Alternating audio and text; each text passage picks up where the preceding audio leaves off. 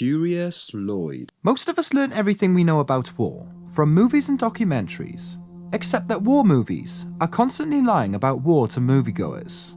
Because, as it turns out, war is super complicated and needs to be simplified for mainstream audiences.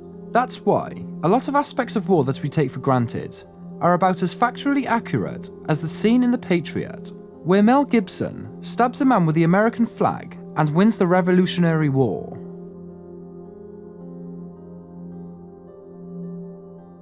Tanks were unreliable death traps. Movies like Passion and Fury clearly dictate that tanks are where it's at.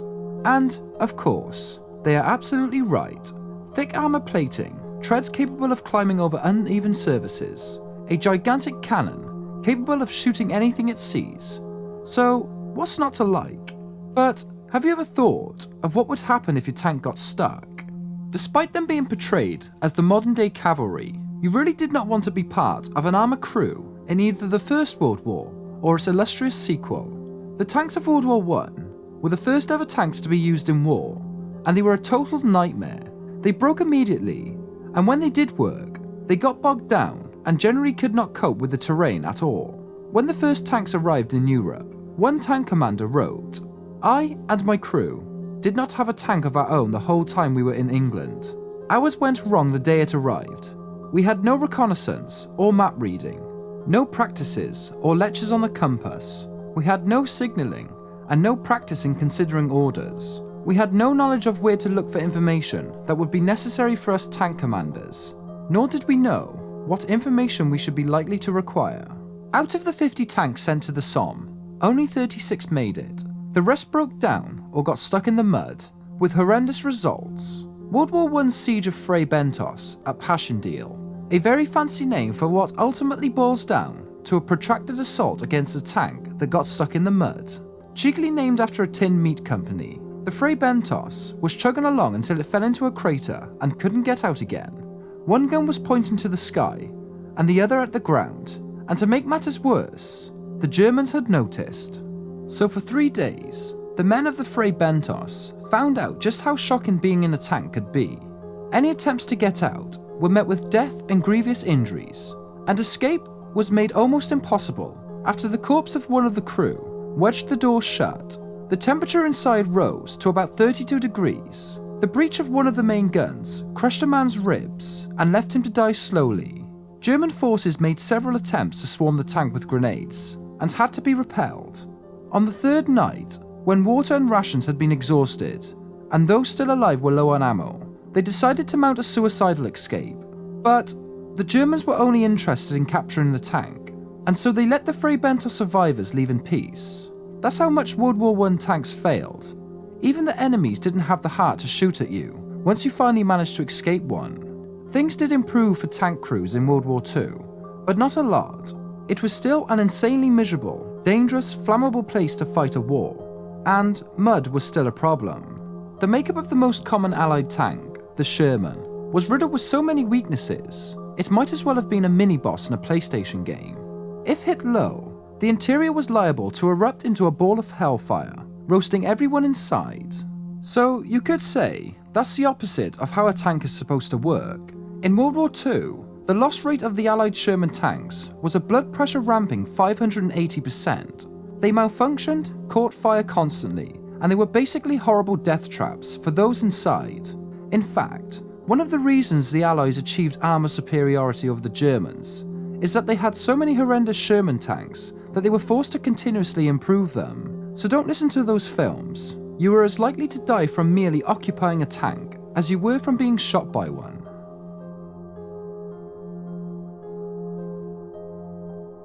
Confirmed kills are not actually a thing.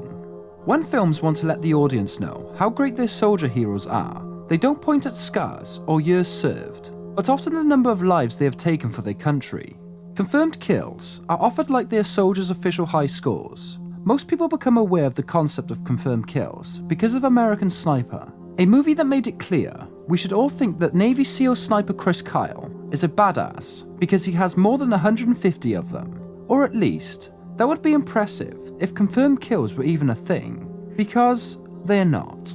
Although the military keeps extensive records of what happens in the field, the number of enemies that each soldier sends to Kingdom Come isn't included. According to one of its spokespersons, the US Army does not keep any official or unofficial recorded confirmed kills. In fact, military brass doesn't actually like it when their killing machines talk about how much killing they've done. US Special Operations Command say that they treat all figures as unofficial and actively refrain them from reporting them because it's so difficult to prove. But what does that mean? If such number does find its way to an after-action report, it's because a soldier chose to include it, with nothing to back it up but his word. This type of reporting is only usual for specialists like snipers, who tend to deal with taking out single targets, and that's mostly because there's not much really else to write about. Chris Kyle himself described the reports as comprising the time, the place, the caliber used, the distance he was, what exactly he was doing, where he was standing, what he was wearing. So basically, confirmed kills are nothing more than a page filler for snipers who are trying to embellish their reports.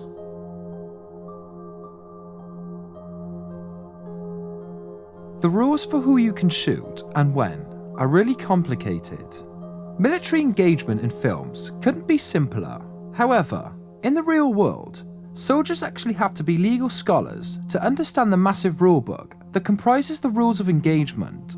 ROE is a series of guidelines outlining the conditions under which, and only under which, soldiers can even look at someone else. The main ideology behind modern ROE for the army has changed over the past few wars. The full ROE are so complicated, they go on for approximately 24 pages. They prefer to still base their ideas about engagement on World War II, when the ROE was focused on status-based targets. The only limits are the tools at hand and your imagination.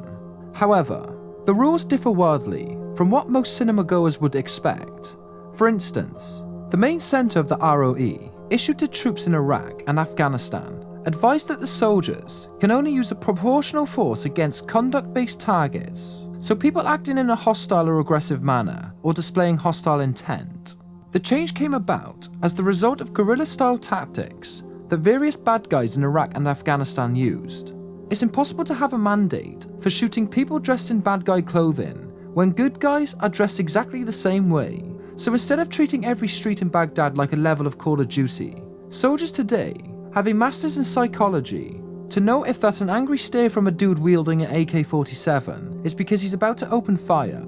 However, it's not the Byzantine nature of the ROE that's toughest on soldiers, but the fact it keeps on changing, as it did throughout Iraq and Afghanistan to accommodate the UK and US military ever-evolving tactics. It wasn't uncommon for troop leaders to contact military lawyers in the midst of some engagements just to get confirmation on whether they could shoot back or not.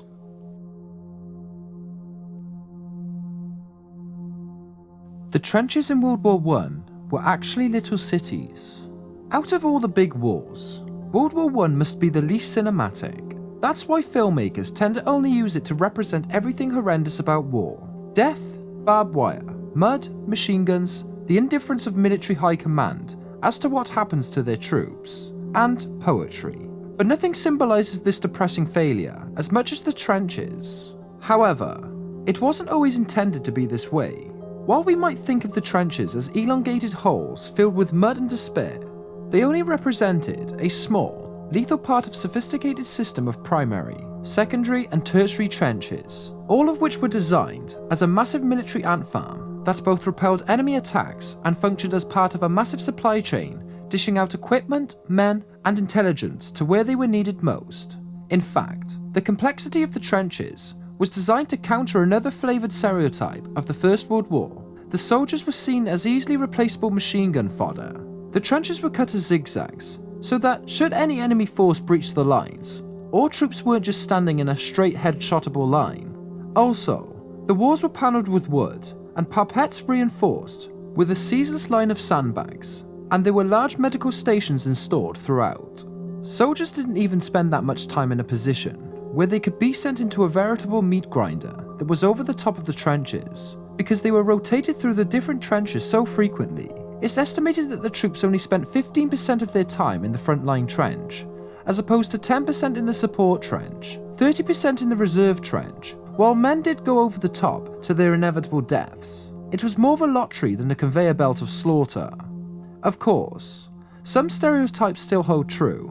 The trenches, for instance, were indeed muddy, waterlogged holes, but wherever possible, military engineers would lead their trenches into underground rock quarries, literally everywhere in France, which they used these natural bunkers as sleeping quarters, medical bays, and shelter from artillery. Some of these underground warrens were so complex that in one, they were able to install electric lights and telephones, command posts, a bakery and a butcher's, a machine shop, a hospital, and a chapel.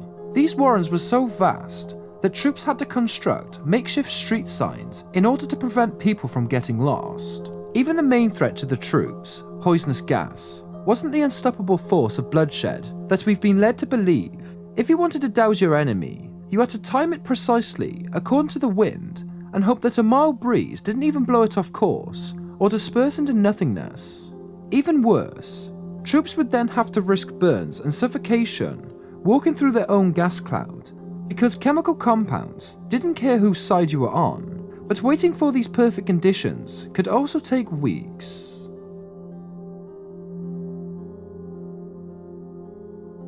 All soldiers don't share an unbreakable bond, and sometimes they kill each other.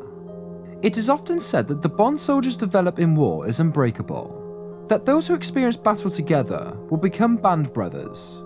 You know, like the Band of Brothers or Saving Private Ryan or any other war movie. But the truth is that giving a bunch of random guys with guns doesn't exactly make them friends for life, who trust each other's implicity. Now you see, soldiers are subjected to the same amount of petty squabbling, mistrust and competitiveness that befalls any large group of people. For example, during the Battle of Bulge, many troops thought that the German soldiers were disguising themselves as American troops in order to stow the chaos behind the front lines, which they were doing exactly that. After rumours started flying around and convoys started missing, paranoia spread through the Allied ranks. In order to root out possible spies, camp guards began asking returning soldiers questions that only real Americans would know. Some poor people were locked away because they got questions wrong. Some got locked away because the sentries themselves didn't know the correct answer, and some were straight up shot. They also apprehended soldiers with names that sounded suspiciously German, or those who had collected German trophies whilst in Europe. Even General Bruce C. Clark was detained for 5 hours for getting a question wrong about the Chicago Cubs.